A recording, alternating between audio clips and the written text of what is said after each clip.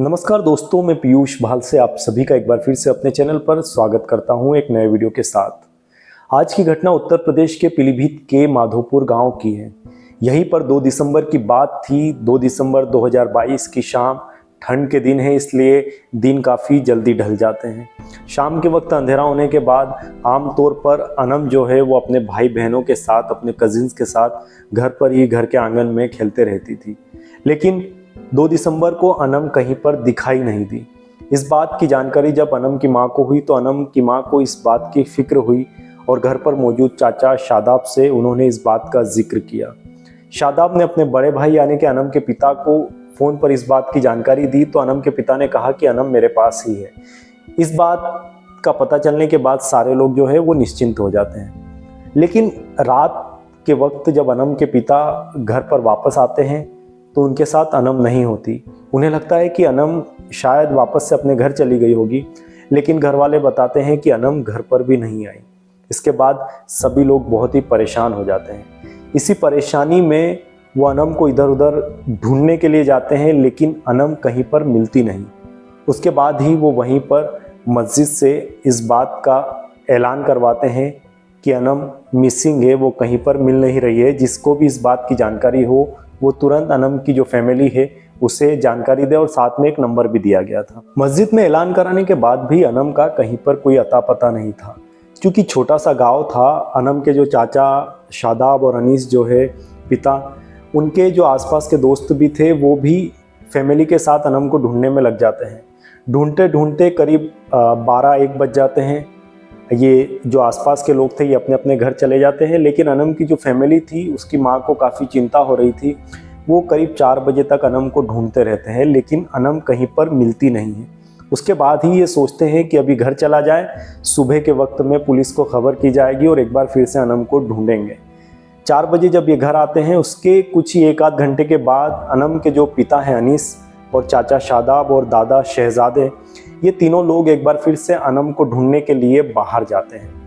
बाहर जाने के बाद ये एक खेत था, एक रोड था, वहीं पर बाहर अनम की चप्पल इन्हें दिखाई देती है और उसके बाद ये उस खेत में दाखिल होते हैं चिल्लाते हुए। इस बीच गांव के और भी लोग थे, वो इनके पीछे पीछे उस गेहूं के खेत में दाखिल होते हैं और वहाँ पर जाते हैं। वहाँ पर अनम पड़ी हुई थी, उसके पेट में किसी ने चाकू मारा था और वो काफ़ी तड़प रही थी। तड़पने के बाद ये लोग उससे पूछते हैं कि अनम बताओ तुम्हें किसने मारा।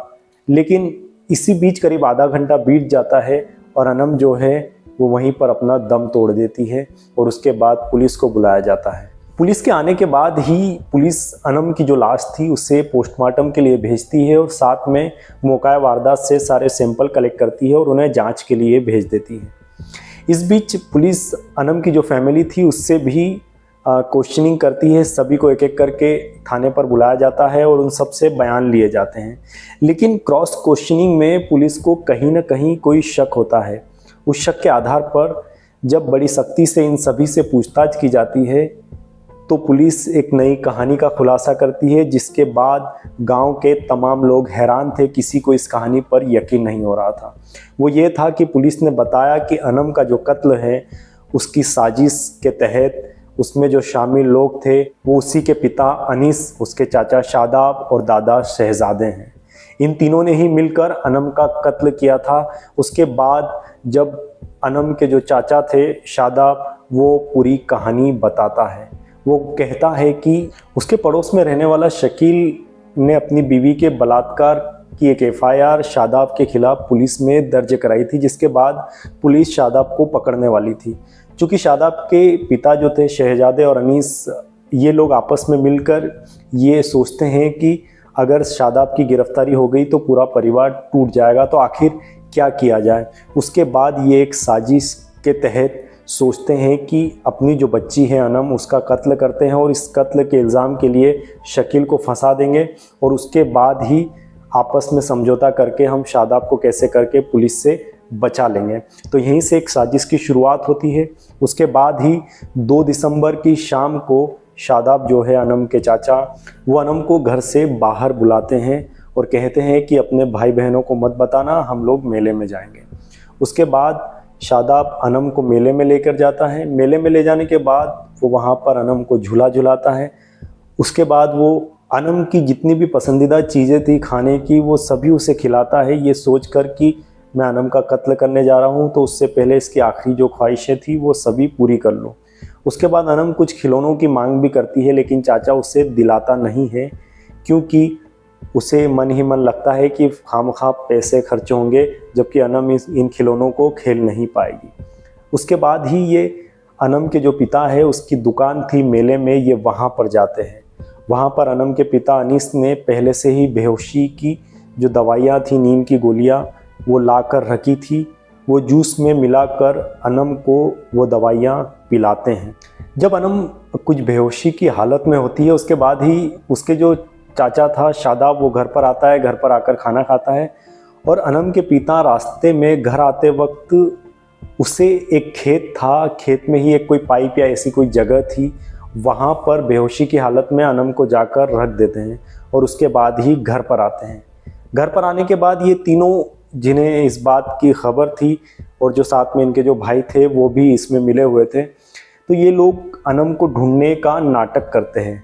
नाटक करने के बाद ये करीब 4 बजे तक अनम को ढूंढते रहते हैं, उसके बाद ही घर आ जाते हैं।